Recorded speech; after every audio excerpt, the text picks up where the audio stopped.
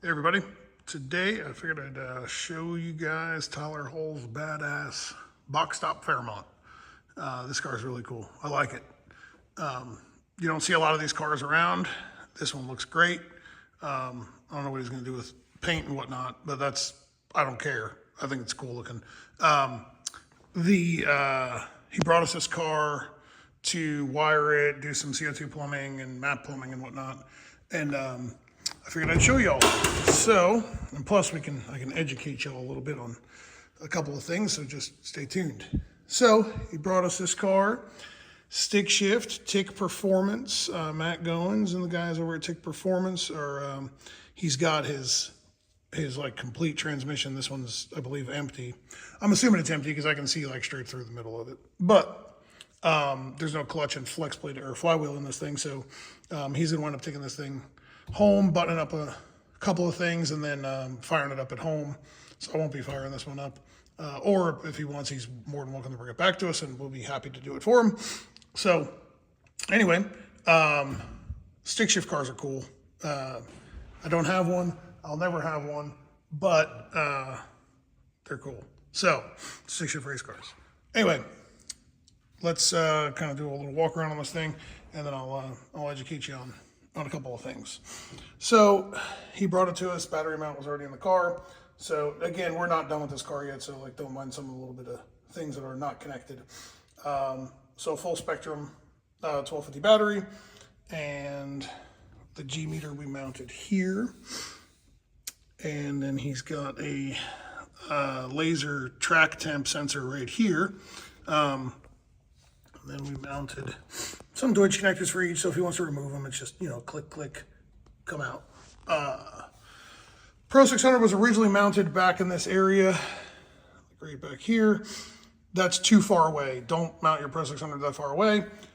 Move them up onto like the dash bar or, somewhere closer. The reason being is because the harness that comes with a Pro 600, even though we're not using it in this car, is 8 foot long. And you do not want to extend that harness because the one that goes from the Pro 600 out to the coils. So typically what we like to do is try to keep the Pro 600 as far forward as we can, away from other electronics, and so we can use the under 8 foot rule, Anyway, this one's got some pretty cool stuff in it. There is a TBM line lock right here, and it's got a pressure sensor port already into it, which is pretty cool. Cool thing about a TBM line lock is that you can control them straight from the ECU because there's a low amp draw. We moved his EGT module to right there. So, and then we used, I'll show you on the front side, but Mad Racing makes a bulkhead for the EGT probes. So we did one there, and then we did one there. It's tight underneath that side over the hood, underneath the hood. So we did one there and there for bulkheads for EGTs. There's a bump start switch. There's also another bump start switch right there. Why would you ask? Well, because if you're laying underneath the car and you need to adjust the clutch, more often than not, you need to roll the motor over. And it's a heck of a lot easier to just leave a bump start switch there so you can slide up underneath the car, adjust the clutch, hit the button, bump it over a little bit, and get to the next weight for the clutch. So there's the backside of like a bulkhead connector, booted, little nut plate on it, 6.8 Pro Dash, and we have a Motion 2.5 pound CO2 bottle with a CO2 bottle mount for Motion. I'm going to talk about this regulator here in a second. Let me just show you the rest of the car.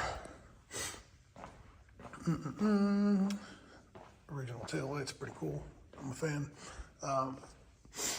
All right, coming over here, we have to put like 2 steering wheel buttons on the steering wheel for him.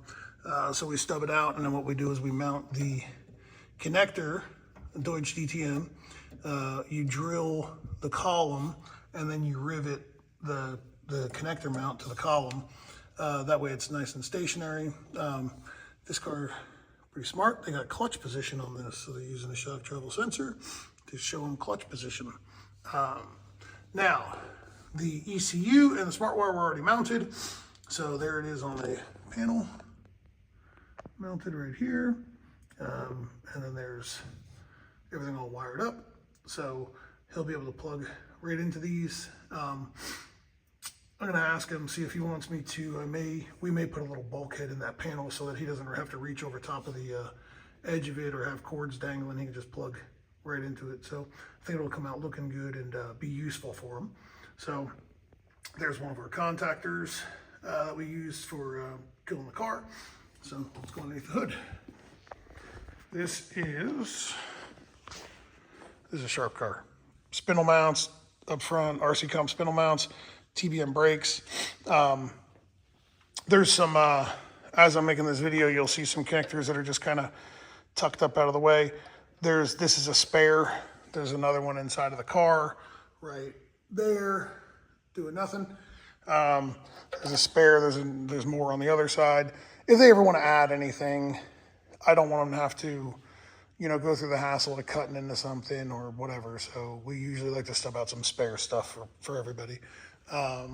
So, like they don't have oil temp, I highly recommend oil temp. So we run oil temp. And since it's a dry sump, it'll be easy for them, especially if there's already oil in it. Well, Tyler, it's going to suck to have to weld that, but, make Matt do it. I don't know. So they put an oil temp sensor in the bottom of the dry sump tank.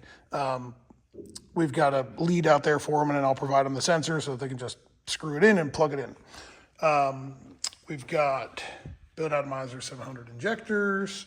This is I believe he said 438-inch small block Ford on alcohol, single 98 millimeter from Force Inductions. This should be a potent little combo. We've also wired this for cylinder head temp. So that's what this loose connector is right here. There's no water in this motor, so I'm going to install it, and I'm going to recommend that they use it. It's a surface mount like Rife cylinder head temp sensor. So it basically just like you put a 3/8 bolt through it into the head, and then you can watch cylinder head temp. I have it wired to the coolant temp circuit in the ECU.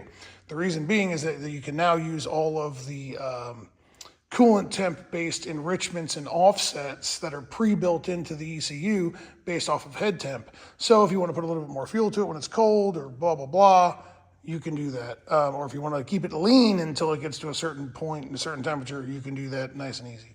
So that I think will work out well for them. They have laser ride height in the front. That's right here.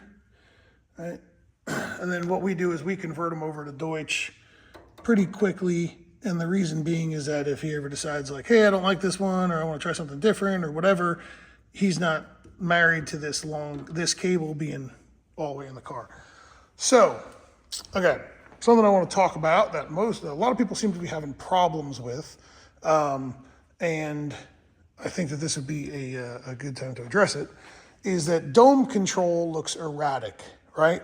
So this can was already mounted on the car. This is a back pressure canister. It's just a little stainless tank, right? It adds some volume. Some people put like some steel wool or something in them. And then you use a hard line, coil it up, try to get rid of some of the heat before it gets to the sensor. That's for exhaust back pressure. So don't get them confused. The problem that has become pretty common, and actually Doug Cook just commented, I think yesterday about this. He had the same issue. This is the compressed gas gates from TurboSmart. TurboSmart makes awesome products. I use them myself. Very big fan of their stuff. But if you notice, this dome on this is tiny, right? There's nothing there because it's built for compressed gas. So the idea was good. The problem is that it ruins the control of the gates, right, with dome pressure. There's not enough volume there. So what happens is the dome pressure sensor sees quick spikes and then tries to bleed, and it oscillates a lot, right? So here's how we go about fixing that. Let's start with the whole CO2 system from scratch. First thing, gotta mount your tank. Get one of these, buy from us, buy from Motion, buy from somebody, doesn't matter. Get a tank. Then we keep these in stock. So like if you want to buy a tank and a mount and this, you know, sometimes we keep them in stock. Like it depends. I don't keep all of them in stock, but this is a precision regulator. These are cool. I'm a fan of these. They're small, they're light, they're compact, they're billet, and they're reasonably priced. This regulator is what they call a fixed regulator because there's no knob on it. Like I can't turn this right now. But on the back side of this thing, there's a set screw. And if I remove that, or if I loosen up that set screw, I can then turn this and adjust the pressure. Why would you want that? Well, what happens when old Uncle Leroy comes in over here? Man, I'll make sure your bottle's on, and he fat fingers the hell out of this, right? And he's all over this thing. And this knob moves really easy, right? On the knobbed, like on the adjustable versions, this knob moves really easy. He's all over this thing. You had all your dome PID set for 100 pounds of base pressure, and now what happens? This thing's at 170, and the damn car, the boost control is all over the place. So I like to use this fixed regulator. I make them a couple different ways. I'm not trying to sell you a regulator. Buy them from Preece, buy them from whoever. They work really good. Preece is Preece. So got a CO2 hose coming out of there, 1/4-inch push lock, and it comes up through right here. Now, this is a high temp, high abrasion resistant sleeving that we use on this hose. And then this is like a little rubber quick edge is what I call it. I don't know the technical term for it, but we just call it quick edge. If you search on Amazon for quick edge, they have it. It's cheap, it's light, works good. All it is like, you can see it's kind of C-channel. You guys know what I'm talking about. If you look in here, there's a connector in there, little hidden guy in there. That's a bunch of spare stuff for them. So anyway, here's the CO2 hose coming in, hits the increase solenoid, comes out of the increase solenoid and tees into the decrease solenoid, right? We have to put a little vent filter right there. But then this hose is what is controlling boost, right? This is his dome pressure sensor. So here's how I do this. This is the way we like to do this. We got a hose coming out of here, and it goes, you can see it goes underneath of that canister, okay? It hits a T right here, or a Y. It hits that Y. One leg of it goes back to this canister. This canister adds volume, so it gets rid of that oscillation, right? So it's kind of like a dampener, if you will.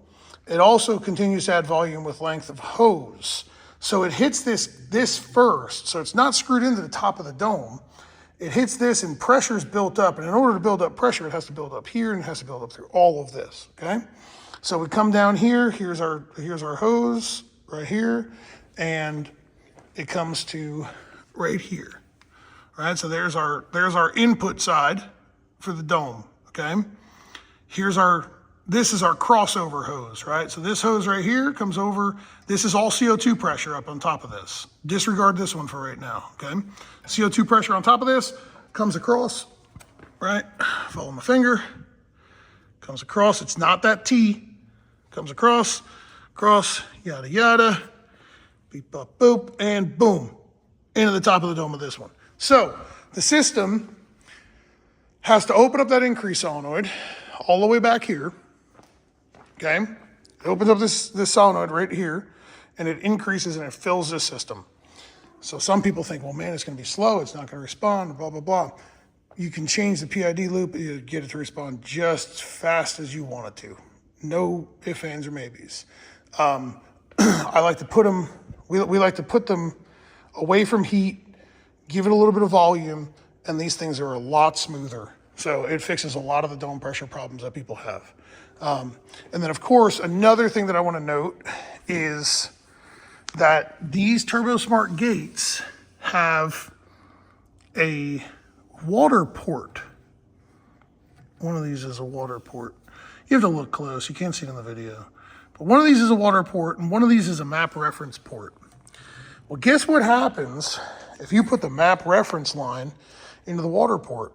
It doesn't do jack squat, all right? It don't work. So keep an eye on that. Just because you have 4 ports on the bottom doesn't mean that you can use any one of the 4. You have to plug off the water ports because it's for water cooling the gates. You have to use the map reference ports. So the map reference plumbing for this thing We come through here. Here it is. We have a T, so we can go to both of them. T comes up, runs along this fuel line. T hits right here, goes to the blow-off valve, and then goes up underneath of the intake manifold. There's a separate hose.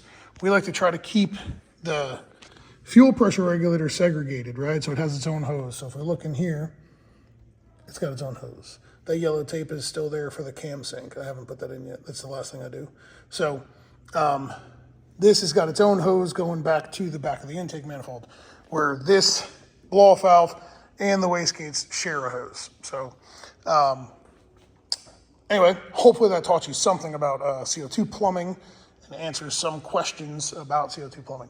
So anyway, we have a little bit of work left to do with this thing. I think it's coming out pretty dang good. I'm happy with it. And hopefully Tyler and Matt Goins over at Tick will be happy with it as well. So if you're not friends with them on Facebook or whatever, I'm sure they'll post up some videos on Tick Performance. Go follow them for all of your stick shift needs. So, all right, see ya.